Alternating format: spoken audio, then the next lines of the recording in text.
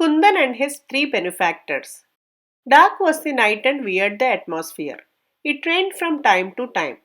Gusts of wind shook the nearby forest. Between thunderclaps and the mourning of jackals could be heard the eerie laughter of spirits. But King Vikram did not divert a bit.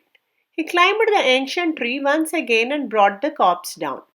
However, as soon as he began crossing the desolate cremation ground with the corpse lying on his shoulder, the betala that possessed the corpse said, "O king, I do not know what makes you take all this trouble at this unearthly hour. Who has inspired you to do this? What is his motive?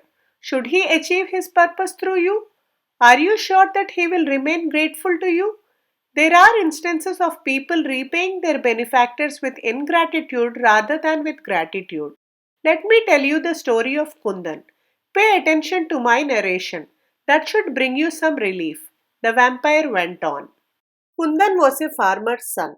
His father, even though poor, tried to educate him. But Kundan had no interest in formal studies.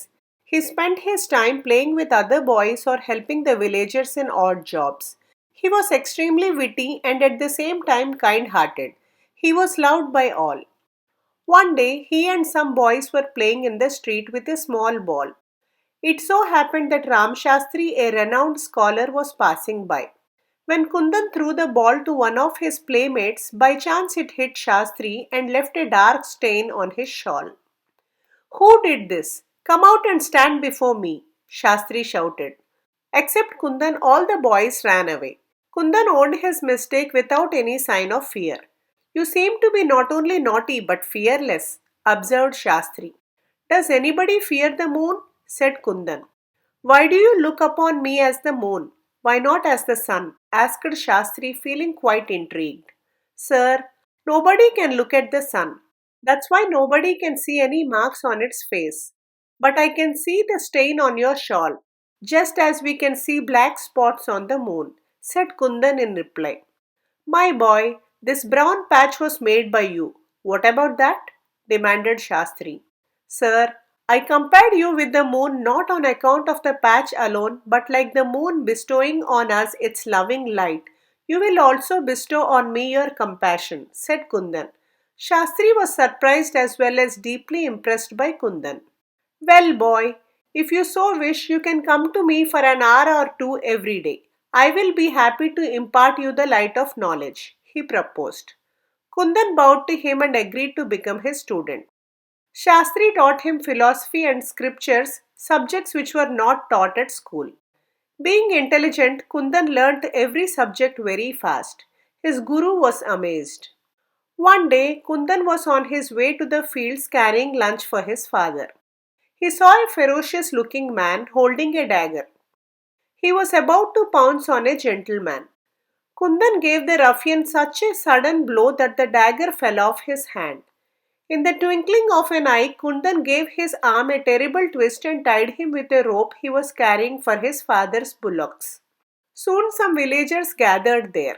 They took hold of the ruffian who, it turned out, was a notorious bandit. The man whom the bandit was about to attack was Dhanagupta, a wealthy nobleman. "You saved my life, young man. What can I do for you?" he gratefully asked Kundan. "Thank you, sir. I will come to you whenever I am in need of something," replied Kundan. The village chieftain was observing all this. He was a gymnast. He was also well versed in wrestling, archery, and fencing. He summoned Kundan. "I was looking for a deserving young man whom I could teach my skills. I am sure you are the one who deserves to learn whatever I know. In you, our village can find an able protector." Kundan accepted the offer gratefully and became the chieftain's student. He mastered the different and difficult skills with unusual rapidity. One day, the king's herald passed by the village making an interesting announcement. The king proposed to hold two competitions, one in scriptural knowledge and the other in martial arts. But any participant had to deposit 1,000 coins, which he might forfeit if he did not show at least some merit in the contest. One who stood first in a contest was to win a fabulous reward. Kundan's friends urged him to participate in both the contests. But Kundan had no money. When Dhanagupta heard this, he called Kundan and gave him 2000 coins. Kundan, I wish you luck. You need not return me this amount even if you win in any of the contests. But I will ask of you something else. Will you act accordingly? Dhanagupta said. Sir, I shall meet your demand if that is not beyond my capability, said Kundan. Dhanagupta was pleased. Kundan left for the capital. He enrolled himself as a participant in both the contests. In fact, he was the only candidate to do so. Some of the courtiers who were organizing the events made fun of him behind his back. Nobody, according to them, could be an expert in both the scriptures as well as the martial arts, two disciplines far removed from each other. But such people were made to eat their words when Kundan stood first in the two contests. The king was delighted.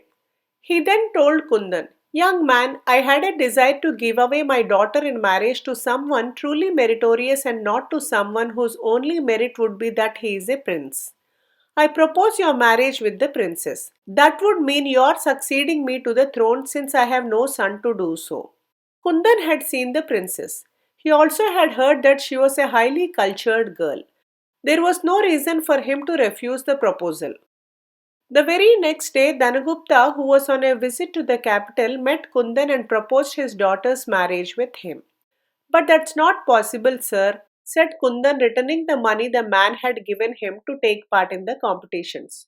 Soon his marriage with the princess was formally announced. Kundan invited all his well-wishers including Ram Shastri and his village chieftain. The two were put up at the royal guest house. Kundan met Shastri and offered him a huge sum of money as Gurudakshina, honorarium for a teacher.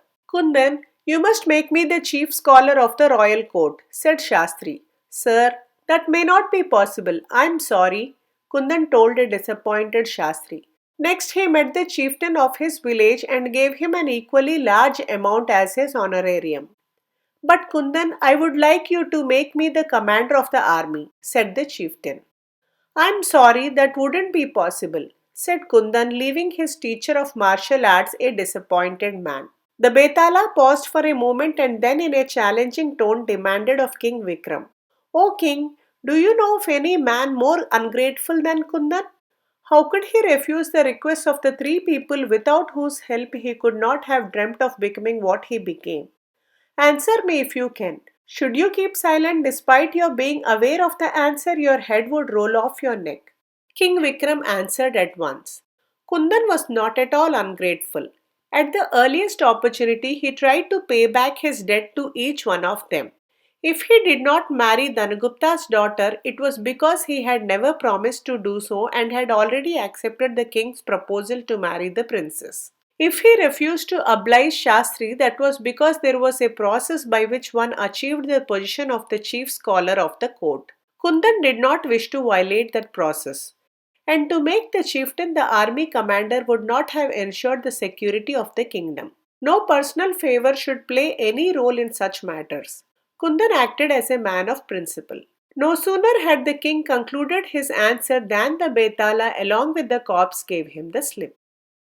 Please like, share and subscribe if you enjoyed this video. Do provide your feedback in the comment section below. Thanks for listening.